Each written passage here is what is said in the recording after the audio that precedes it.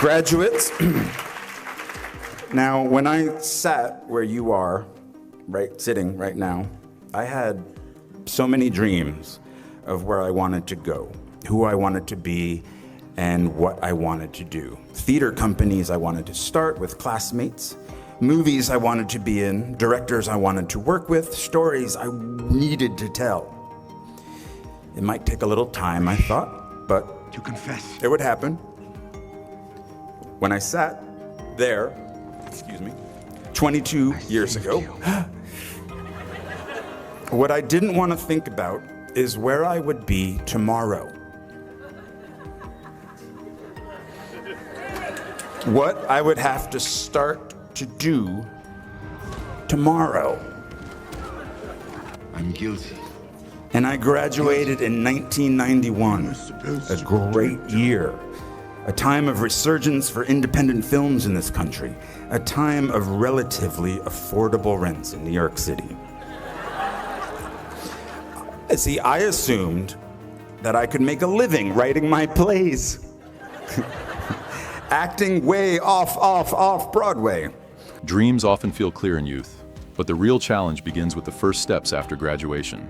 Peter Dinklage's words highlight how ambition needs patience, not just passion. Expecting success to happen naturally is common, but reality demands consistent, daily effort. His reflection shows how the gap between dreams and action is where most growth happens. It reminds us that success starts not with big visions alone, but with what you do the very next day. A bank account, a credit card, or an apartment. I just had debt.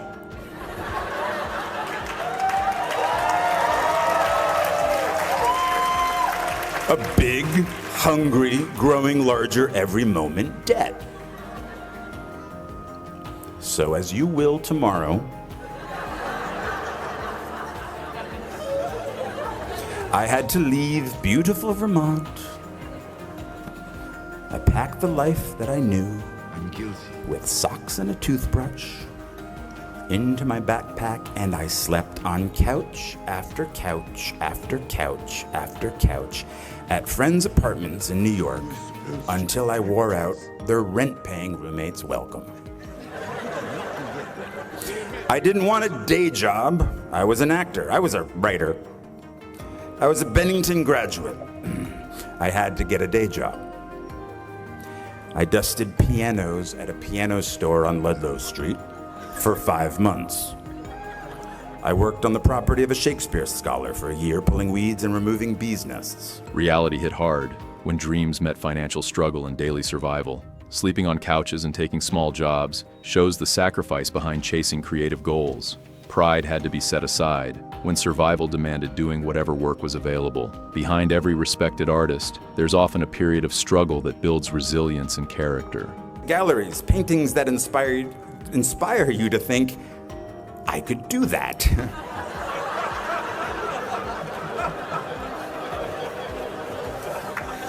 And then, finally, after 2 years of job and couch surfing, I got a job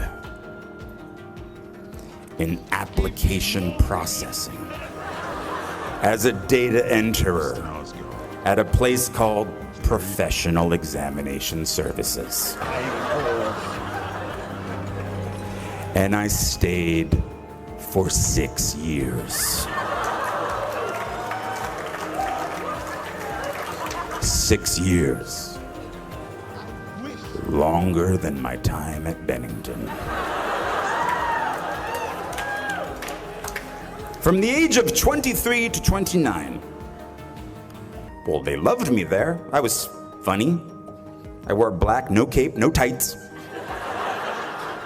I smoked in the loading docks with the guys from the mailroom, and we shared how hungover we all were. Struggle during the early years often looks far less glamorous than people imagine. Working ordinary jobs for 6 years shows how long patience is sometimes required before success arrives. His honesty about guilt, survival, and routine reflects the emotional weight of chasing a dream. True persistence means staying committed to your vision, even while living an ordinary life. Yeah, you say that now.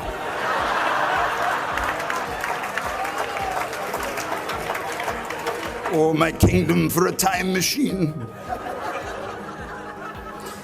Yeah, that's right. I lived in an industrial loft.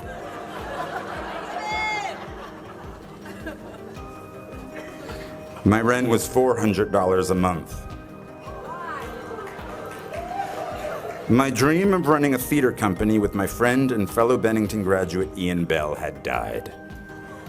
I won't go into those details, but neither one of us had any business sense, and the theater we lived in, it had no heat or hot water.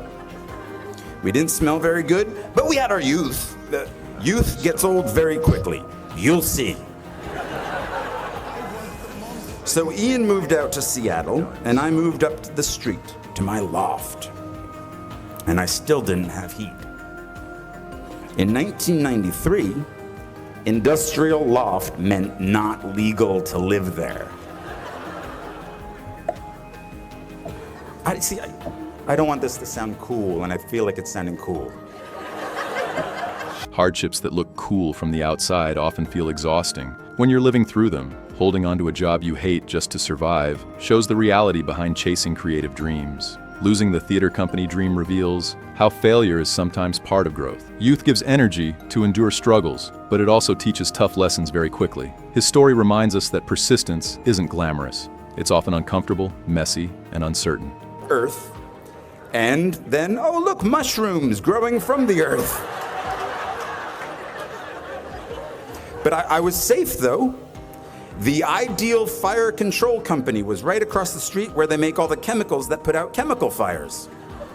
I did not fear a chemical fire. I would be okay.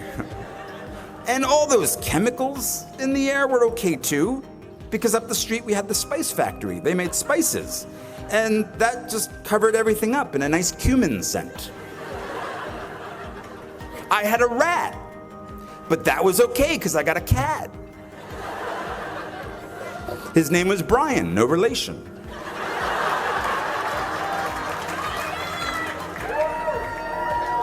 My grandmother had given me a pink pull-out couch.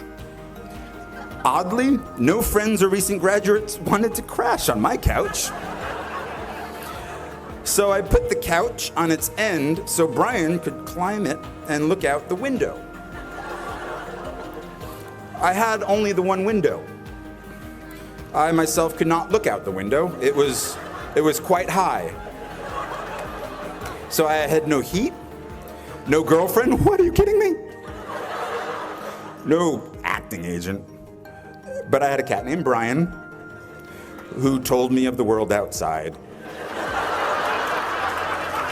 Humor became his way of surviving conditions that were honestly very difficult. Living in such rough environments shows how far people are willing to go to keep their dreams alive. Even with no comfort, no agent, and no clear path, he kept holding on to hope. Small things like a pet or simple routine can provide stability during uncertain times. This journey highlights that determination often grows strongest when life feels the most uncomfortable. What do you think? Let me know in the comments section.